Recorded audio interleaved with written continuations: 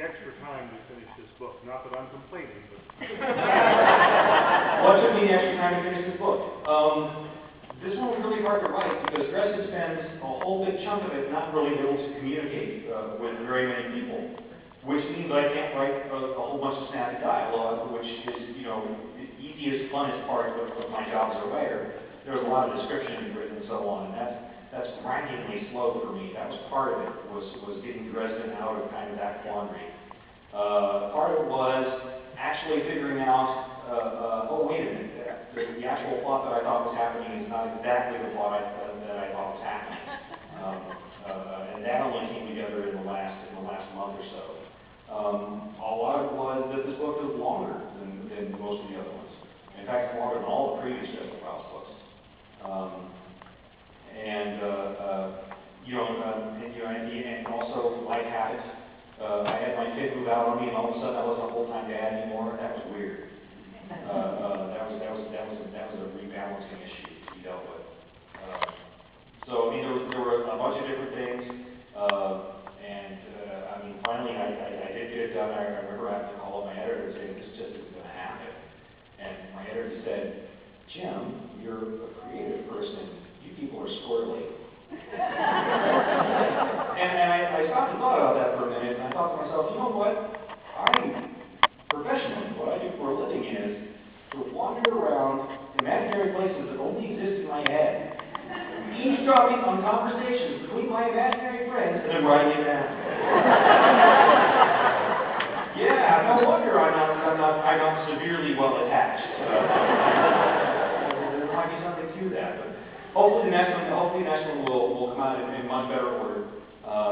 And then I'm working on another fantasy on the side now. I'm taking a break from that jerk Great Dresden. I'm tired of it. I'm always tired of it at the end of a book.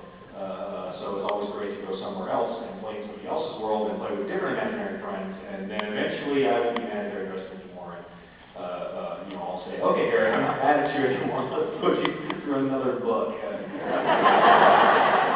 And it doesn't seem terribly sincere, does it? Let's see. Back here at the hat. I'm just wondering what you read for fun, and how people read. Okay. Well, I hope you read more widely than just me, because there's so many people out there who are good. Who do I read for fun? And the answer to that is I'm going to give you a bunch of names right now, and then later I'm going to go, oh, I should have said this person, and somebody I completely forgot. The late Robert D. Parker, I love his work. I go back and reread the Spencer series at least once a year, just because for his use of humor and his ability to turn the occasional really great phrase.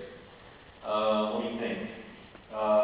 There's a new guy named Harry Connolly, who's got 2 books out. I don't know if you've read his series yet. The first one's called Child of Fire. It's actually available for 99 cents on if you get the electronic version. So you should go out and secure that because he's a good writer.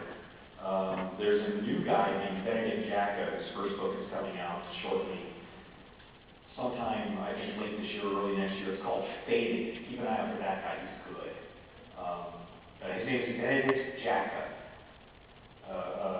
And he's coming out from Rock. The editor sent me the book and gave me a synopsis of it. I went, okay, synopsis. And started reading, was like, oh, this is cool.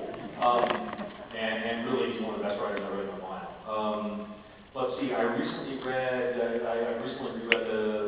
Deed of Paxenarian again, which is a 20-year-old book from Tor. I'm not even sure it's in print at the moment, but she just went back to the world and started writing again as if she hadn't stopped. And I'm like, okay. 3 months is one thing. A 20-year break between book 3 and book 4 seems a little extreme to me. But I'm just happy she's back there writing in that world again now because it's a lot of fun. Let me think who else. I've been reading a lot of Brandon Sanderson lately.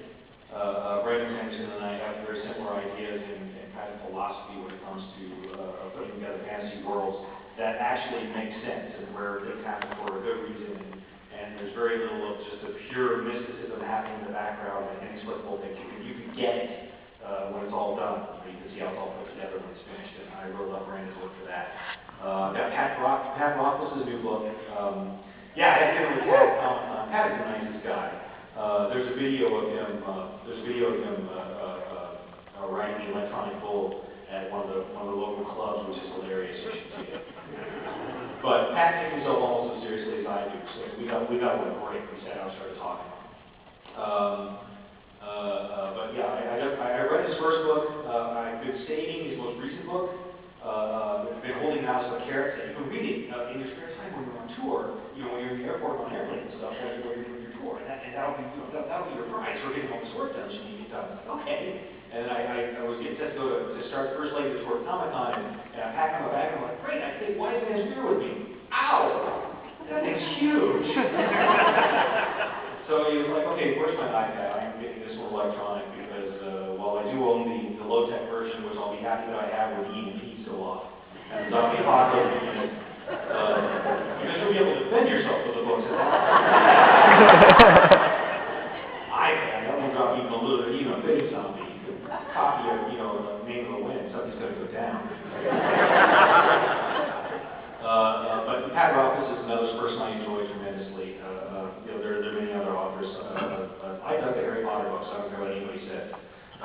The Percy Jackson books were extremely well written. I know those are young adult books. I don't care, they were cool. But those are some examples there. So. Right here, Luke.